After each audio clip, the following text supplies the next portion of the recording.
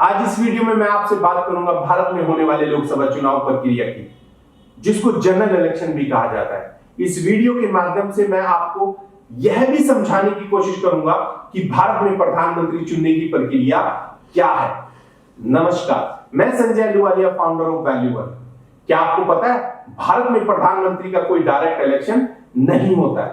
तो अब हम इस बात को समझने की कोशिश करते हैं कि भारत में प्रधानमंत्री का चुनाव कैसे होता है, कैसे देश की जनता ने 2014 और फिर 2019 में माननीय श्री नरेंद्र मोदी जी को भारत का प्रधानमंत्री बनाया। जबकि भारत में प्रधानमंत्री को जनता सीधे वोट नहीं करती है। भारत का संविधान फेडरल सिस्टम को फॉलो करता है। फेडरल सिस्टम के अनुसार भारत में दो तरह की सरकारें होती हैं, केंद्र की सरकार और प्रदेश की सरकार, यानी कि सेंट्रल गवर्नमेंट और स्टेट गवर्नमेंट। पर जब हम भारतीय संसद यानी कि पार्लियामेंट की बात करते हैं तो भारतीय संसद दो हाउस से मिलकर बनती है। राज्यसभा, जिसको हम अपर हाउस भी कहते हैं, और लोकसभा, जिसको लोअर हाउस कहते हैं। इस वीडियो में मैं आपसे बात करूंगा लोकसभा में होने वाले चुनाव की प्रक्रिया पर। भारत में प्रत्येक राज्य को उसकी जनसंख्या के आधार पर लोकसभा सदस्य मिलते हैं। वर्तमान में यह 1971 की जनसंख्या पर आधारित है। अगली बार लोकसभा के सदस्यों की संख्या को वर्ष 2026 में निर्धारित किया जाएगा। लोकसभा के लिए सबसे ज्यादा यूपी से 80 और सबसे कम सिक्किम, नागालैंड, मिजोरम से एक लोकसभा सदस्य चुनकर लोकसभा में जाते हैं, और देश की राजधानी दिल्ली से 7 सदस्य चुनकर लोकसभा में जाते हैं। लोकसभा में कुल 552 सदस्य हैं। यदि समय से पहले भंग न किया जाए तो लोकसभा का कार्यकाल अपनी पहली बैठक से लेकर अगले 5 साल तक होता है। इसके बाद वह सदस्य भंग हो जाती है। लोकसभा के कार्यकाल के दौरान यदि आपातकाल की घोषणा की जाती है तो सदस्य को उसका कार्यकाल कानून के द्वारा एक समय में अधिकतम 1 वर्ष तक बढ़ाने का अधिकार है। जबकि आपातकाल की घोषणा समाप्त होने की स्थिति में इसे किसी भी परिस्थिति में 6 महीने से अधिक नहीं बढ़ाया जा सकता। प्रथम लोकसभा 1952, पहले आम चुनाव होने के बाद देश को अपनी पहली लोकसभा मिली। भारतीय राष्ट्रीय कांग्रेस 364 सीटों के साथ जीत हासिल करके सत्ता में पहुंची। इसके साथ ही श्री जवाहरलाल नेहरू जी भारत के पहले प्रधानमंत्री बने। तब राष्ट्रीय कांग्रेस को लगभग 45% वोट मिले।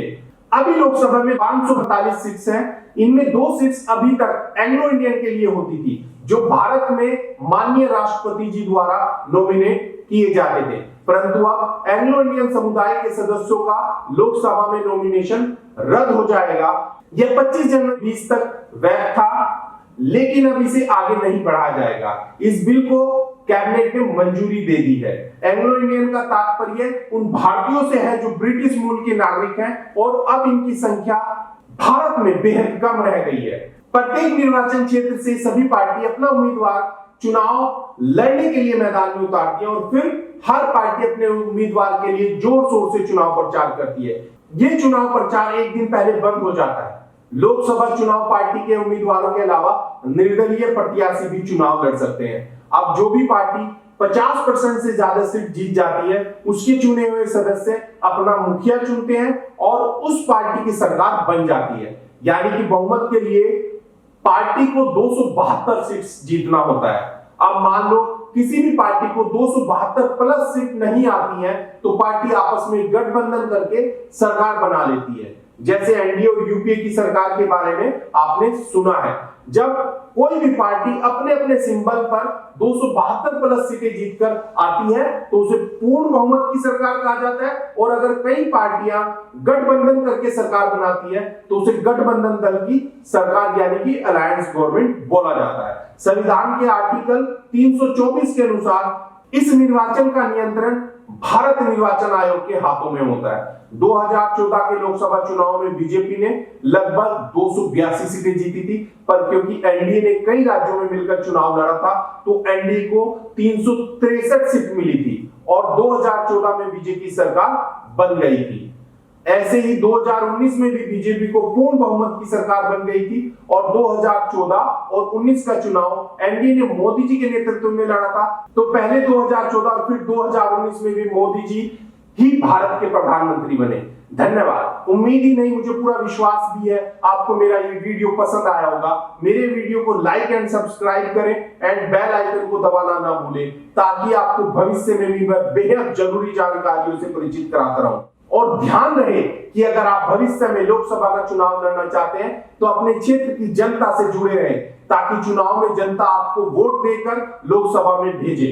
ज्यादा से ज्यादा social media and digital media के माध्यम से जनता से जुड़े। आपको चुनाव या अपने निर्वाचन क्षेत्र से जुड़ी कोई भी जानकारी, समस्या या प्रश्न हो तो आप मुझे बेझिझक संपर्क कर सकते हैं। आपकी निःशुल्क सेवा के लिए मैं सदैव आपके साथ। मेरा व्हाट्सएप नंबर नीचे डिस्क्रिप्शन में दिया हुआ है। धन्यवाद।